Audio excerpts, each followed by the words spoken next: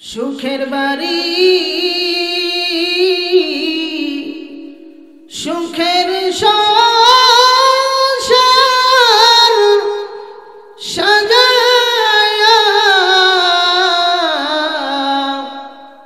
যাইতে হবে কবর দেশে চলিয়া। সুখের বাড়ি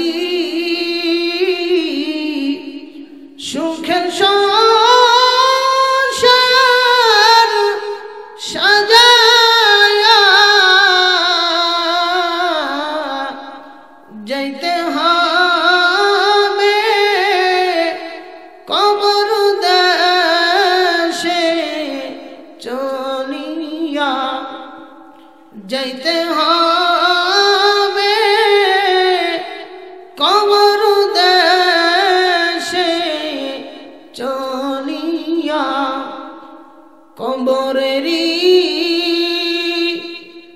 আযাব যদি মানুষ দেখিত, ঘরবাড়ি সারিয়া জংলাই পালাইত। কবরেরই আযাব যদি মানুষ দেখিত, ঘরবাড়ি সারিয়া জংলাই পালাইত। সুখের বাড়ি সুখের সংসার সাজায়া যাইতে হবে কবর দেশে চলিয়া। সাপে কাটবে গুরুজ মারবে, হায় রে হায়। সাপে কাটবে গুরুজ মারবে, হায় রে হায়। কি যে উপায় হবে কবরে আমার ভাই। সুখের বাড়ি সুখের সংসার সাজায়া যাইতে হবে কবর দেশে চলিয়া। আল্লাহ রাব্বুল আলামিন ওই নবীর ইজ্জতের খাতিরে সম্মানের খাতিরে আমার আপনার ইজ্জত আর সম্মান এত বাড়াইয়া দিয়েছেন। আল্লাহ তাআলা রাব্বুল আলামিন এই পরিমাণ ইজ্জত দান করেছেন, যতক্ষণ পর্যন্ত এই নবীর উম্মত জান্নাতের মধ্যে প্রবেশ করবেন না ততক্ষণ পর্যন্ত অন্য কোন নবীর উম্মত জান্নাতে প্রবেশ করতে পারবেন না। সুবহানাল্লাহ। খুশি না? বলেন তো এই নবীটা কাদের? বলেন আমাদের। বলেন তো এই নবীটা কাদের? আমাদের। আল্লাহ তাআলা রাব্বুল আলামিন ওই নবীর শানে বলেছেন, বলুন বিসমিল্লাহির রহমানির রহিম। ওয়ামা আরসালনাকা ইল্লা রাহমাতাল লিল আলামিন। আল্লাহু আকবার। আল্লাহ তাআলা রাব্বুল আলামিন বলেন, আমি আল্লাহ আমার বন্ধুকে তোমাদের জন্য রহমত, তোমাদের জন্য বরকত স্বরূপ প্রেরণ করেছি। ও মুসলমান, আল্লাহ তাআলা রব্বুল আলামিন যেই নবীকে আমাদের জন্য রহমত স্বরূপ, আমাদের জন্য বরকত স্বরূপ প্রেরণ করেছেন, বলেন তো ওই নবীর শোনে দরুদ পড়া দরকার আছে কি নাই? ওই নবীকে ভালোবাসার দরকার আছে কি নাই? ওই নবীর মহব্বত অন্তরে পয়দা করার জন্য দরকার আছে কি নাই? আল্লাহ তাআলা রব্বুল আলামিন বলেন, এ আব্দুর রহমান, এ আব্দুর রহিম, আমি আল্লাহ তাআলা রহমত স্বরূপ বরকত স্বরূপ আমার নবীকে প্রেরণ করেছি। আমার আপনার নবী কি জন্য? আমার আপনার জন্য রহমত, আমার আপনার জন্য বরকত। চলেন একটু ওই নবীর জীবনী থেকে একটু ঘুরে আসি। আল্লাহ নবীর মা আমিনা ডাক দিয়া বলেন, দুনিয়ার মানুষ, আমার বেটা মুহাম্মদ গর্ভে আসার পর আমি দেখেছি তামাম দুনিয়ার মধ্যে, মক্কার মধ্যে আমি দেখেছি কোন মহিলা যখন গর্ভবতী হয়, আস্তে আস্তে দিন যায়, সপ্তাহ যায়, মাস যায়, আস্তে আস্তে জনম দুঃখিনী মার কষ্ট বাড়তেই থাকে, বাড়তেই থাকে। চিল্লা বলেন ঠিক কিনা? আল্লাহর নবীর মা ডাক দিয়া বলেন, ও দুনিয়ার মানুষ, আমার বেটা মুহাম্মদ আমার গর্ভের মধ্যে আসার পর আমি ওই রকম কোনো কষ্ট উপভোগ করি নাই। বলে কেমন কষ্ট? একজন মা যখন গর্ভবতী হয়, তার সন্তানটা যখন পেটের ভিতর বাড়তেই থাকে, বাড়তেই থাকে, বলেন তো কষ্ট হয় কি হয় না? ও মুসলমান, সন্তান গর্ভের মধ্যে 1 মাস যায়, 2 মাস যায়, 3 মাস যায়, 4 মাস যায়, ওমা ঠিক মতো খাইতে পারে না, ওমা ঠিক মতো বসতে পারে না, ওমা ঠিক মতো শুইতে পারে না, ওমা ঠিক মতো চলতে পারে না, আনন্দ করতে পারে না, খাইতে পারে না, মুখের রুচি পর্যন্ত নষ্ট হয়ে যায়। আলু ভর্তা ভালো লাগে না, মাছ ভালো লাগে না, গোস্ত ভালো লাগে না, দুনিয়ার কোনো কিছু আর মুখের ভিতর ভালো লাগে না। নানি দাদিদের সামনে আমার আপনার মা আমাকে আপনাকে গর্ভের ভিতর নিয়া যখন ভাতের প্লেটটা নিয়া খাইতে বলছে, ইনানিন টাইমে আমি আপনি যখন আমার আপনার মার পেটের মধ্যে নড়া দেয়া উড়ছি, আমার আপনার মা ভাতের প্লেটটা সামনের দিকে ধাক্কা দিয়া সইরা একবার বিছানের উপর গরান দিয়া পড়িয়া যায়, আবার উঠিয়া বসে, আবার ঘরের মাইজার মধ্যে আবার পড়ে যায়। নানি দাদিরা জিজ্ঞাসা করে, আমার আপনার নানি জিজ্ঞাসা করে, ও মেয়ে কি জন্য এমন করিয়া পড়িয়া গেলা? আমার আপনার মা উত্তর দেয়, রে মা, পেটের বাচ্চাটা এমন করিয়া নাড়া দিয়া উঠছে, আমার মনে হয় কলিজাটা ছিঁড়িয়া যায়। আমার আপনার মা গড়াগড়ি করে আর কান্না করে, কষ্ট আছে কি নাই? মুসলমান অল্প কিছুক্ষণের মধ্যে কুদরতের খেলা শুরু হয়ে যাবে। ও মুসলমান, আল্লাহর নবীর মা ডাক দিয়া বলে, আমার বেটা মুহাম্মদ আমার গর্ভে আসার পর আমার মুখের রুচি একটু নষ্ট হয় নাই। আলু ভর্তা আগেও যেমন লাগতো এখনো তেমনই লাগে, গোস্ত ভাত আগের মতোই, মাছ ভাত আগের মতোই। আল্লাহর নবীর মা ডাক দিয়া বলেন, দুনিয়ার মানুষ, আমার পেটের মধ্যে যে বাচ্চা আছে এইটাই আমার মনেই হয় না। সুবহানাল্লাহ। ও 10 মাস 10 দিন মায়ে গর্বে দিছে ঠাই, রক্ত মাংস খাইয়া আমি ভবে আইলাম বাই। ও 10 মাস 10 দিন মায়ে গর্বে দিছে ঠাই, রক্ত মাংস খাইয়া আমি ভবে আইলাম বাই। ভূমিষ্ঠ হইয়া আমি উঠিলাম কান্দিয়া, শান্ত করিল মায়ে বুকের দুধ দিয়া।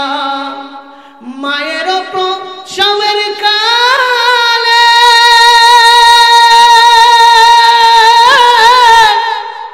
বুক ভেসে যায় নয়ন জলে,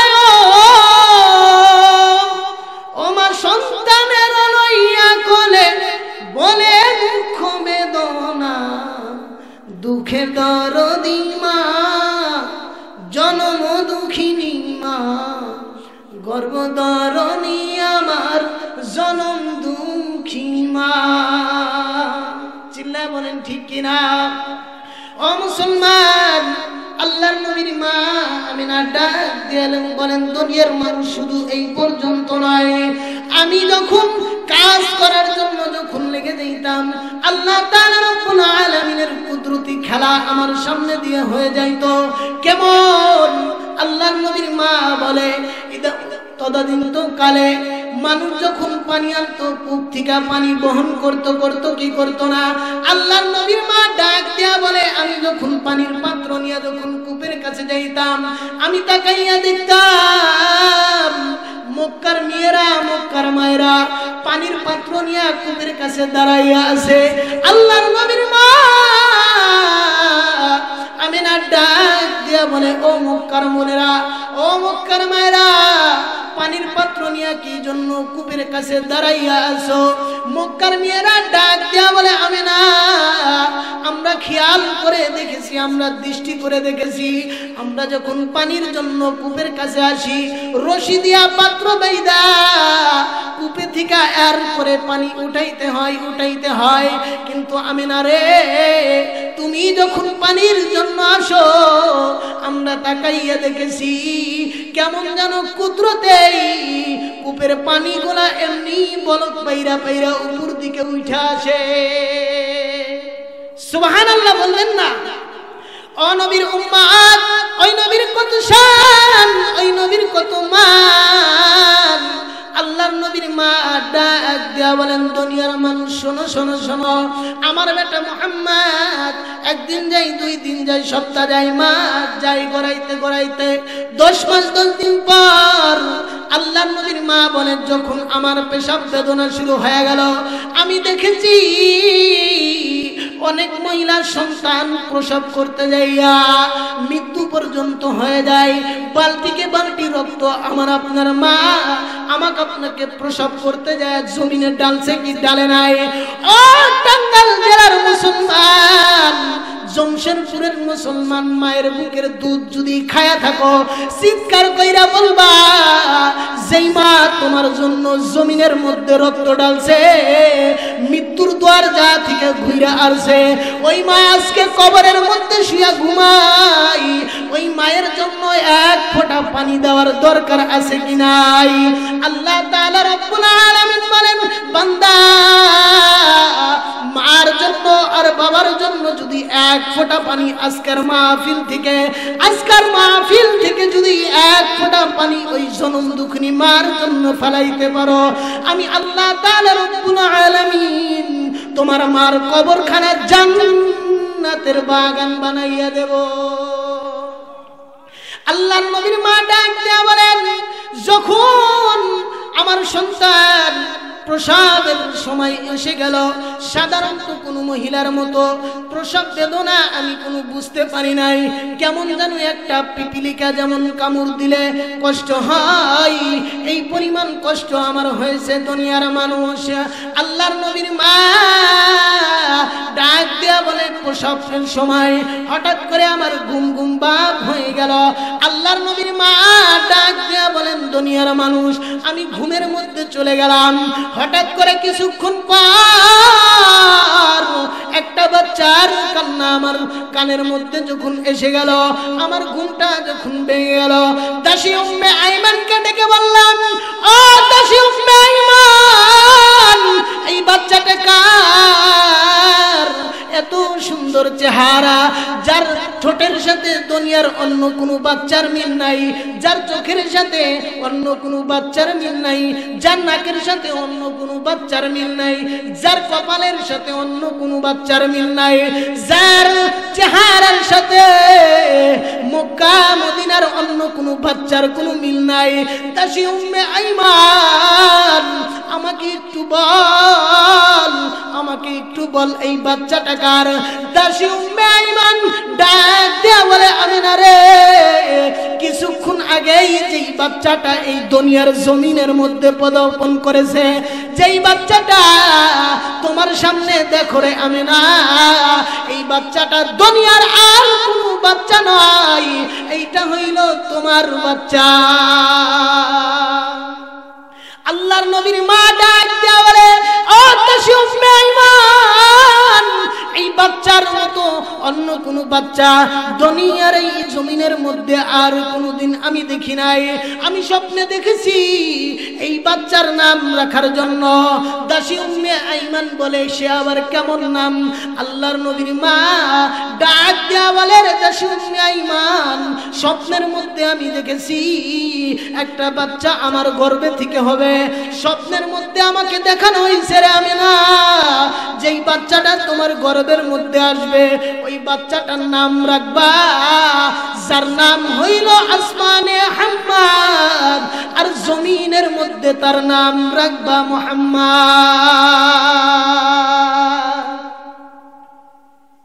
পৃথিবীতে যাহার কোনো হয় না তুলনা, আকাশ বাতাস চন্দ্র তারা যার লাগি দিওয়ানা। খারাপ লাগতেছে? তাহলে বলেন আমার সাথে, ভাল লাগতেছে না?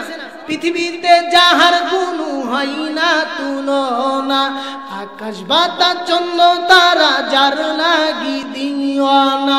ভুলে যদি যাও গো সবই তারে ভুলো না, যিনি আমার কামলিওয়ালা শাহে মদিনা, শাহে মদিনা। পৃথিবীতে যাহার কোনো হয় না তুলনা, আকাশ বাতাস চন্দ্র তারা যার লাগি দিওয়ানা। ভুলে যদি যাও গো সবই তারে ভুলো না, যিনি আমার কামলিওয়ালা শাহে মদিনা, শাহে মদিনা। যারা গো মনে ধরা কেঁদেছিল, যারা গো মনে ধরা হেসেছিল, বিদায় বেলাতে জানি কেঁদেছিল। যারা গো মনে ধরা হেসেছিল, বিদায় বেলাতে জানি কেঁদেছিল। তাকে হারানোর যন্ত্রণা, তাকে হারানোর বেদনা, যিনি আমার কামলিওয়ালা শাহে মদিনা, শাহে মদিনা। পৃথিবীতে যাহার কোনো হয় না তুলনা, আকাশ বাতাস চন্দ্র তারা যার লাগি দিওয়ানা। ভুলে যদি যাও গো সবই তারে ভুলো না, তারে ভুলো না, যিনি আমার কামলিওয়ালা শাহে মদিনা, শাহে মদিনা।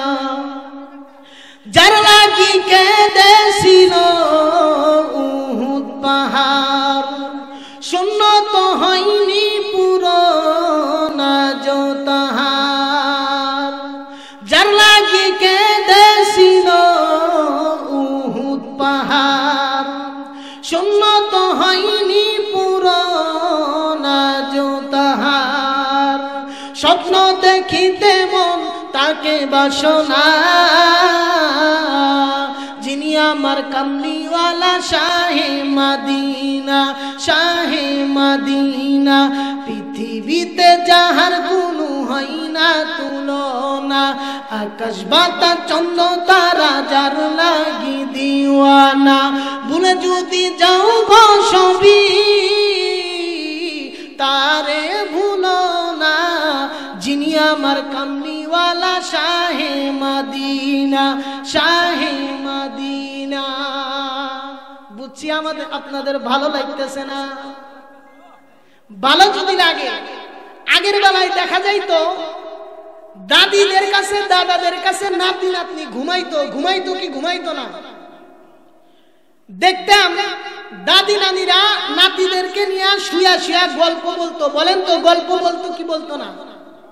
গল্প বলার একটা নিয়ম ছিল। বলে কেমন? দাদি অথবা দাদা গল্প বলতো আর নাতি বলতো হু। বলেন তো বলতো কিনা?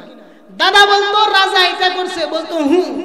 দাদা বলতো রানী এটা বলছে, নাতি বলতো হু। গল্প এক পর্যায়ে বলতে বলতে বলতে বলতে যখন নাতি ঘুমায় যাইতো, হু কওয়ারও মানুষ নাই আর হাসতোর কৌনা মানুষও নাই। তাই আপনারা যদি হু হা না কন মনে হবো আপনারা গুনাহ করছেন গা। আর যদি কোন যে হুজুর না আপনারা দিয়া চলতো না তাইলে আক্রোশন এরপরেরটা যেটা ওরে আসতে কই নাকি কম হ্যাঁ চলবো। তাইলে আপনাদের কথা বলতে হইব, বলবেন তো ইনশাআল্লাহ। আল্লাহ কবুল করুক। আমি আমার কথা না বললে, আমার কথা যদি না বুঝেন আর বোঝার পরে যদি হু হা না কন তাইলে কি ওয়াজ করে মজা আছে? হু হা করার জন্য চেষ্টা করবেন। আসুন মুসলমান, অল্প কিছুক্ষণ সময়ের মধ্যেই কুদরতের খেলা শুরু হয়ে যাবে। আল্লাহর নবীর মা ডাক দিয়া বলে, ও উম্মে আইমান, এই সন্তানটার নাম আসমানে হবে আহমদ, জমিনের মধ্যে রাখতে বলছে মুহাম্মদ। আল্লাহর নবীর মা ডাক দিয়া বলেন, দুনিয়ার মানুষ, আমি তাকাইয়া দেখলাম নবজাতক একটা নিষ্পাপ শিশু, যার জীবনে কোনো গুনাহ নাই, কিন্তু আমি তাকাইয়া দেখলাম মুহাম্মদ তার হাত দিয়া তার লজ্জার স্থানটা এরকম ভাবে ডেকে রেখেছে। আল্লাহর নবীর মা ডাক দিয়া বলে, আমি বারবার হাত দিয়ে হাতটা লজ্জার স্থান থেকে সরাইতে চাই, কিন্তু যখনই মুহাম্মদ চলে যা আমার পুরানো কাপড়ের একটু আসন ছিঁড়া নিয়ে আয়। দাসী উম্মে আইমান আল্লাহর নবীর মার পুরান কাপড়ের আসন ছিঁড়া এনে আল্লাহর নবীর মার হাতের মধ্যে দিছে। আল্লাহর নবীর মা আমিনা ডাক দিয়া বলেন, দুনিয়ার মানুষ, একটু কাপড় আমি মুহাম্মদুর রাসূলুল্লাহ সাল্লাল্লাহু আলাইহি ওয়াসাল্লামকে যখন পরাইয়া দিলাম, মুহাম্মদকে যখন আমি ফিদাইয়া দিলাম, পরাইতে দেরি হয়, মুহাম্মাদের লজ্জার স্থান থেকে হাত সরাইতে দেরি হয় না। আমার নবীর জ্ঞানী হয় নাই, আমার নবীর লজ্জা বোধার শরমই হয় নাই। এমন অবস্থায় আমার আপনার নবী ইজ্জত ঢাকার জন্য চেষ্টা করে, আমার আপনার নবী ইজ্জত ঢাকার জন্য কান্না করে, অথচ ওই নবীর উম্মত হওয়ার পর জমিনের মধ্যে আমরা ল্যাংটা হওয়ার প্রতিযোগিতার মধ্যে লেগে গেছি। চিল্লা বলেন ঠিক কিনা? রাস্তা দিয়ে যাওয়াই যায় না। ও ভাই, হুজুর মানুষ দেখলে আবার ঘন্টার কাপড় ফালা দেয়, চুল গলায় রাইয়া দেয়। বুঝাইতে চাই হুজুর একটু দোয়া করে দেন, আল্লাহ জানি বরকত দেয়। আল্লাহ তো বরকত দেও দুরুস্তান। মুহাম্মদুর রাসূলুল্লাহ সাল্লাল্লাহু আলাইহি ওয়াসাল্লাম বলেন, মেরাজের রাত্রিতে আমি জান্নাত জাহান্নাম যখন দর্শন করলাম, জাহান্নামের মধ্যে যাইয়া দেখি এক শ্রেণীর নারীদেরকে চুলের মুঠি ধইরা ঝুলানো রাখা হয়েছে। আল্লাহর নবী ডাক দিয়া বলেন, ও ফেরেশতা জিবরাইল, তোমার কাছে জানতে চাই এই মহিলাগুলোর কি অপরাধ? জিবরাইল আমিন ডাক দিয়া বলেন, ইয়া রাসূলুল্লাহ, এই মহিলাগুলা দুনিয়ার জমিনে মাথার উপর কাপড় রাখতো না। কোন দেশের ওই মেয়ে তুমি, কেমন তোমার বাপ? ফেসবুকেতে ছবি শেয়ার করছো কেন পাপ বোন? ফেসবুকেতে ছবি শেয়ার করছো কেন পাপ? চিল্লা বলেন ঠিক কিনা? কোন দেশের ওই মেয়ে তুমি, কেমন তোমার বাপ? ফেসবুকেতে ছবি শেয়ার করছো কেন পাপ? ছেলে মেয়েদের কাছে বসে শিক্ষা দেয় না ভাই, মা মেয়েকে কেমন লাগে ফেসবুকে জিগায়। মায়ের ছবি ছেড়ে মেয়েকে কয় কেমন লাগে।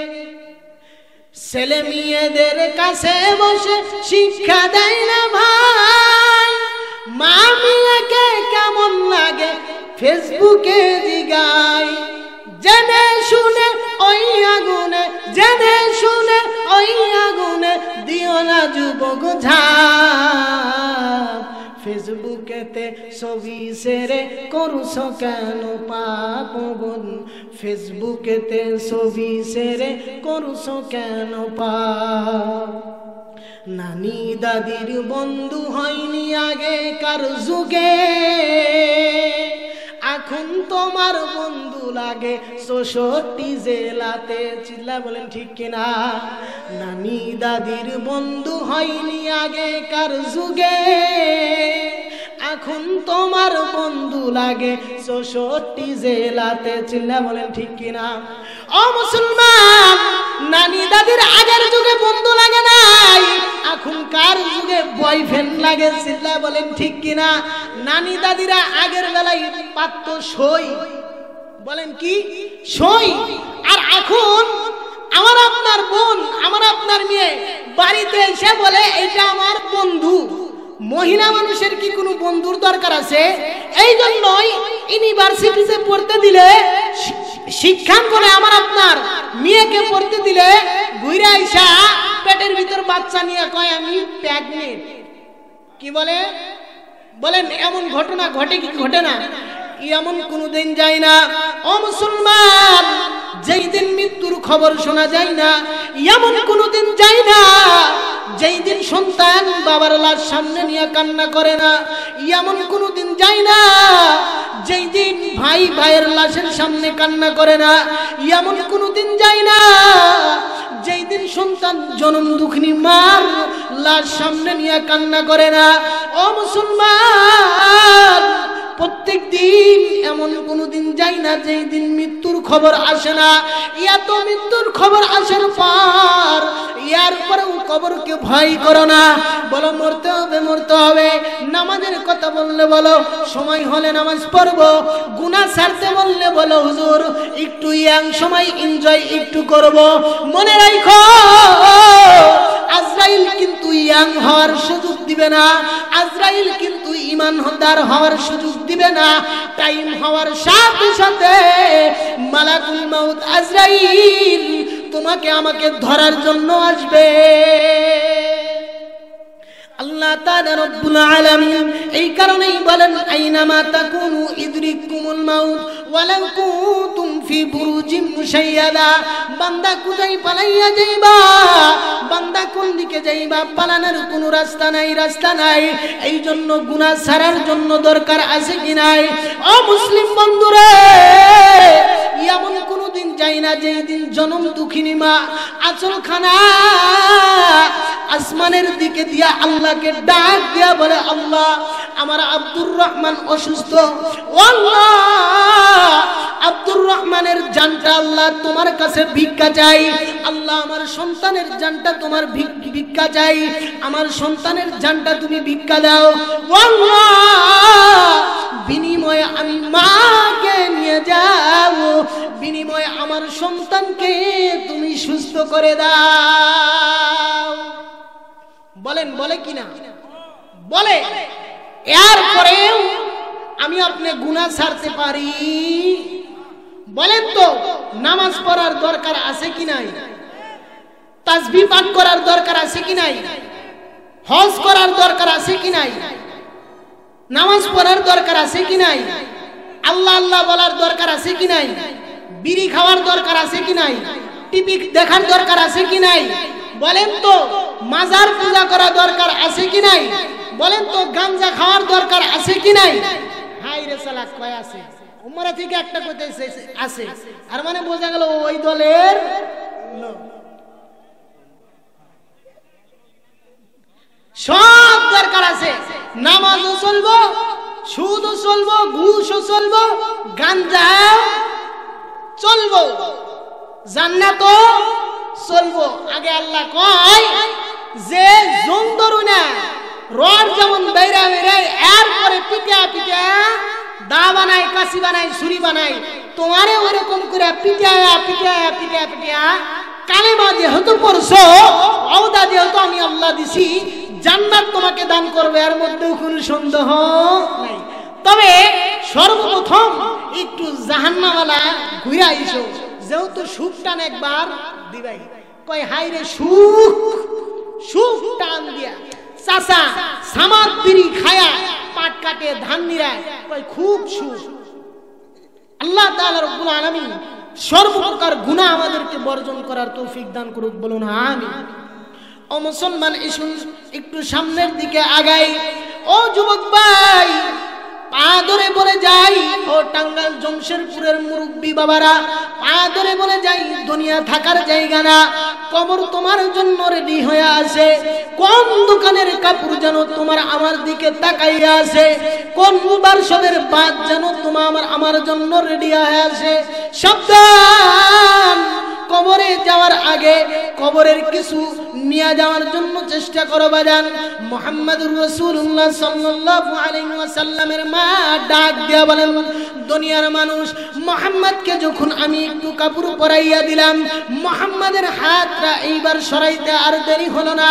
ও মুসলমান, যেই নবীর কাপড় না থাকলে কান্না করা শুরু করে দেয়, বলেন তো আমার আপনার ইজ্জত হেফাজত করার জন্য, আমার আপনার ফরজ ঢাকার জন্য দরকার আছে কিনা? আসুন একটু সামনের দিকে যাই, কুদরতের খেলা শুরু হয়ে যাবে। মাত্র 2টা মিনিট একটু সময় যায়।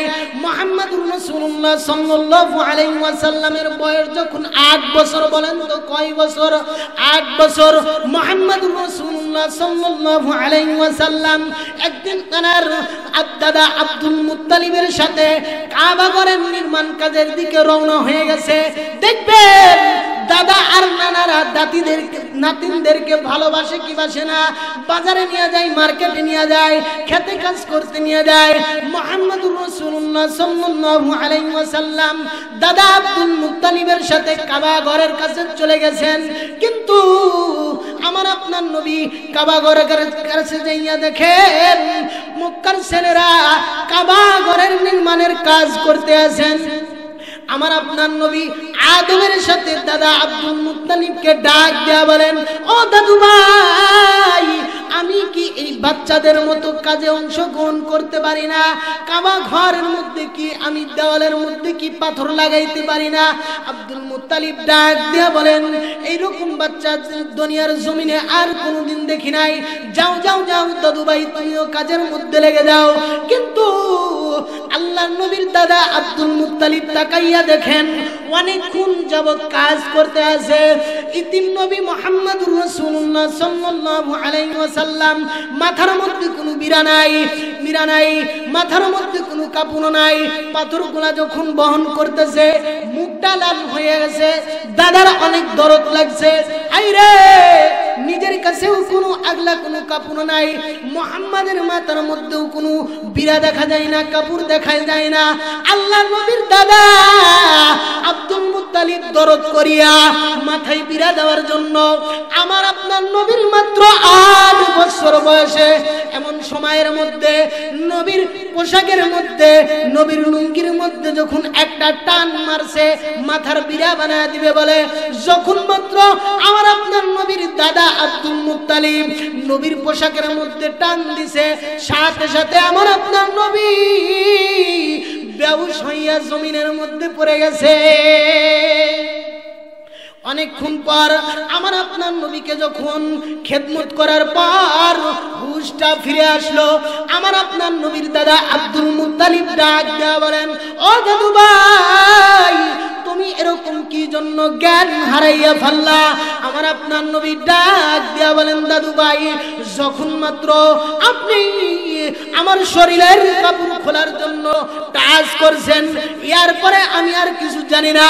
ও মুসলমান, আমি বলতে চাই, একটা মেসেজ দিয়ে যাই, যেই নবী নিজের ইজ্জত হেফাজত করার জন্য, নিজের ফরজটা ঢাকার জন্য, যেই নবী জমিনের মধ্যে বেহুশ হইয়া পড়ে যায়, ওই নবীর সুন্নাত মানা আপনার জন্য আমার জন্য দরকার আছে কি নাই?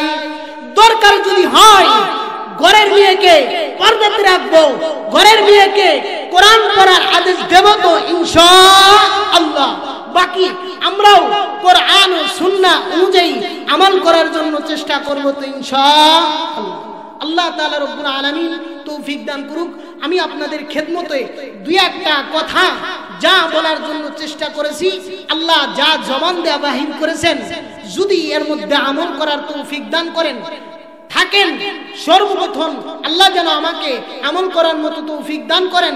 বাকি আমরা সকলেই আমল করার জন্য চেষ্টা করব তো ইনশাআল্লাহ। দোয়া চাই, দোয়া করি। ওয়া আখির দাওয়ানা আলহামদুলিল্লাহি রাব্বিল আলামিন। আসসালামু আলাইকুম ওয়া রাহমাতুল্লাহি ওয়া বারাকাতুহু।